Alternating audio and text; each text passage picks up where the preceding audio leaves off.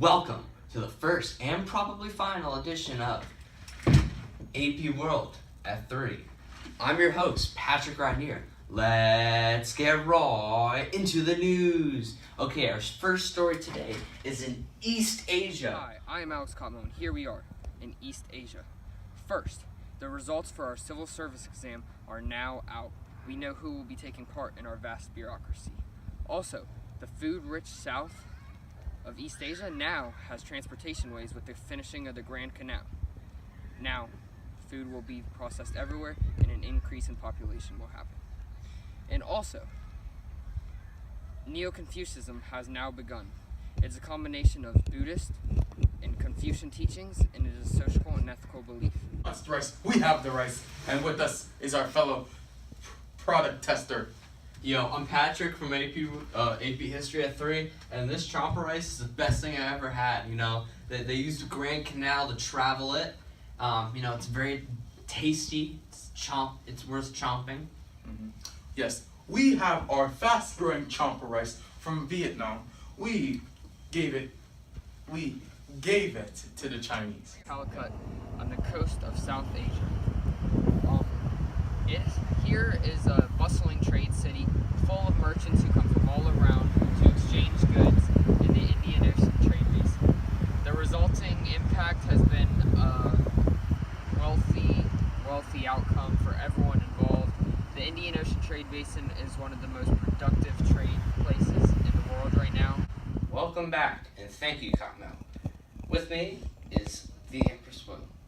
Thank you for having me on your show today. Well, we're so happy you could be here. Tell me, why did you reduce power of the lords? I thought the nobles had too much power and were taking too much away from me and my people. That's a very noble cause. Why would you make Buddhism the state religion? Because I felt it related to life and what makes you contemplate how it ends your suffering, as well as how to reach nirvana. I can totally tell you came up with that just on your head, not with a script. Good job. Why would you remove tax power? Why? The lords of my dynasty were taking money from the citizens and not giving it to me. They were keeping it for themselves because they were greedy. We're in Constantinople, and first we have the Crusades, which have just ended. The Muslims have won, but the Christians have sacked Constantinople as a result. Ivan III has gained independence from the Mongols by refusing to pay the annual tribute, and with the defenseless state that the Byzantine Empire is in, we expect the attacks of the Ottoman Turks to increase and for Constantinople to be overseen. And our next visit is to South Asia. South Asia, we now have Indian Ocean trade, which has become vibrant than ever. It includes Calicut and other coastal cities in the Indian Ocean trade basin.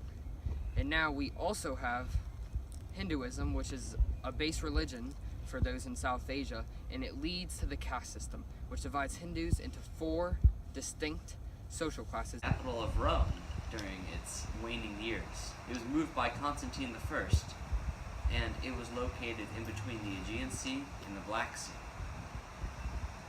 After the Western Roman Empire fell, it became the capital of the Byzantine Empire. It fell to the Ottoman Turks in 1453.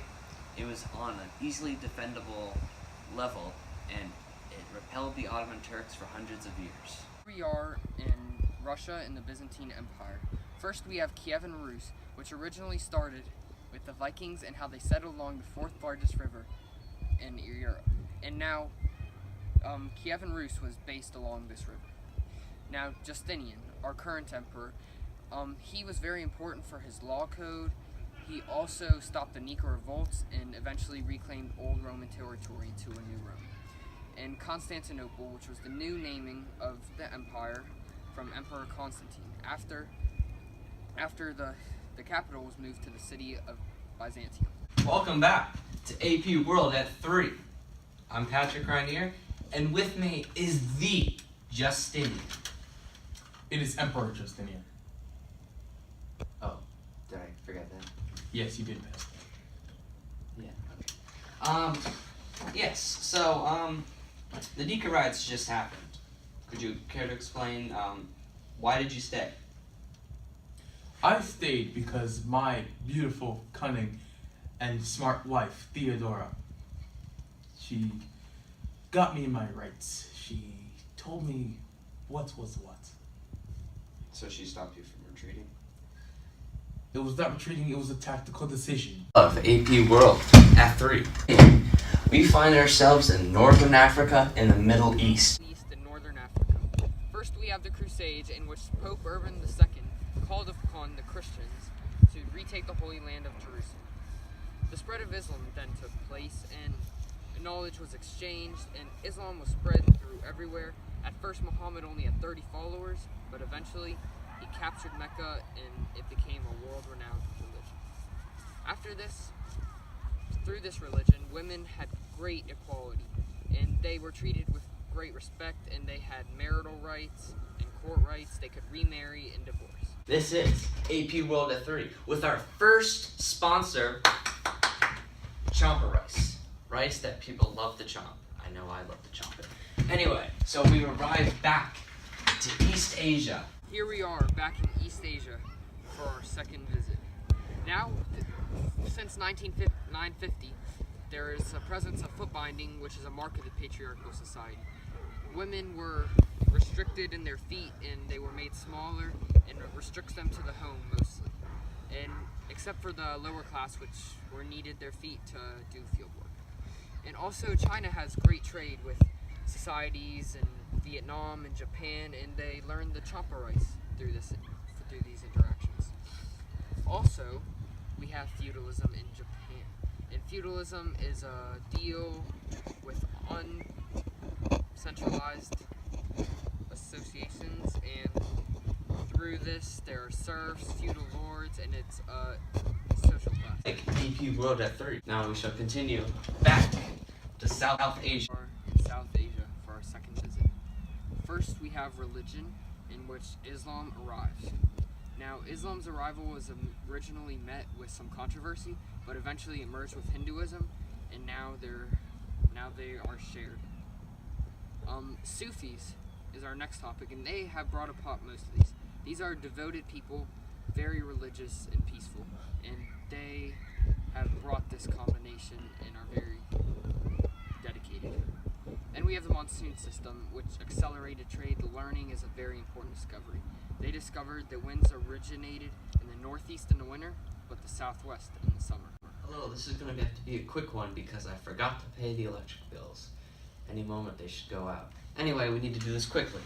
So, we're traveling back to the Byzantine Empire. In Constantinople, and first we have the Crusades, which have just ended.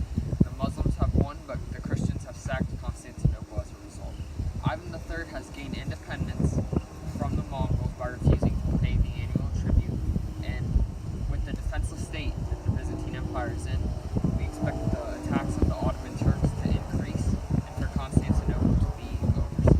Camel packs. Be the first to pimp out your camel with this new innovation.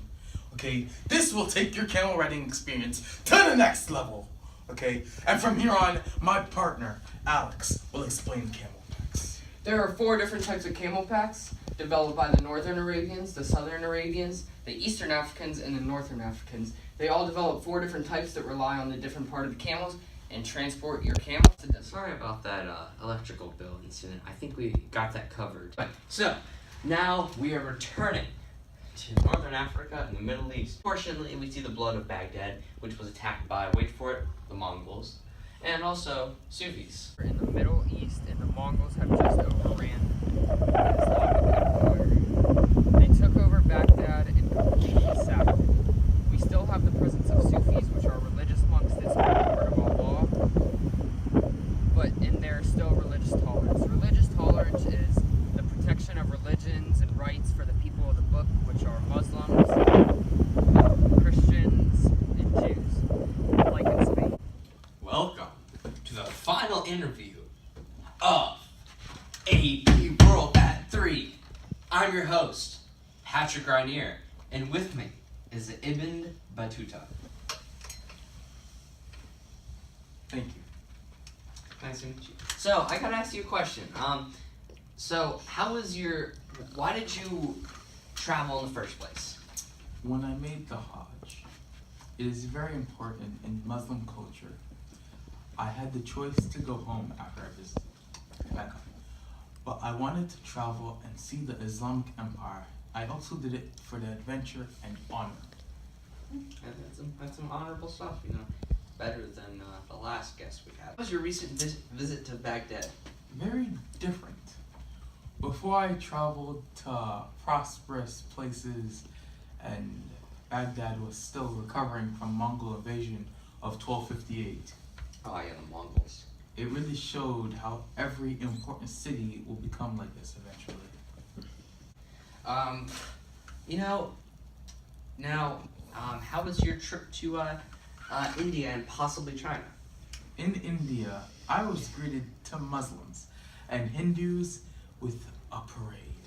Then we went on these boats from China called junks. Ah yes, I love junks. You know, very good ships. Yes. I own one. You own Yeah. I do have one more question. So there has been some controversy of your supposed trip to China. That some claim that you just stole the stories from other merchants. Is this true? To APWorld F3 in our outdoor observatory, which we got for free. Anyway, today we'll be talking about Jerusalem, which is the home of the three most popular religions in the world: the Jews, the Christians, and the Muslims. It was first home to the Jews, which was their holy land, then the Christians, and next the Muslims. However, during the Crusades, the Christians from Europe fought with the Middle Eastern Muslims over the land. The Jews were heavily persecuted by both sides. The Christians won the first war. However, the Muslims won the rest of them. The Muslims now have full control of Jerusalem. Back to me in the studio. After visiting China in the Middle East, we have deduced many similarities and differences among the two empires. First of all, the treatment of women was very different. In Islam, in the Middle East, women were respected and they had marital and court rights. They could remarry, divorce, all that. And in China, there was foot binding, they were restrained to the home, and they had very limited rights. Now, education was a similarity they shared. They both valued it much. In the Middle East, they had universities, and they were very important to them. In China, they had the civil service exam and taught Confucian values. Thank you, Mel. And without your support, well, this broadcast wouldn't be like it is. Now, I'd like to thank all of our guests for being here. It's been so helpful, and I just feel so appreciated. Oh no. Work! Well, it looks like the electricity bill is, it's gone. Yeah, that's it. I'm done.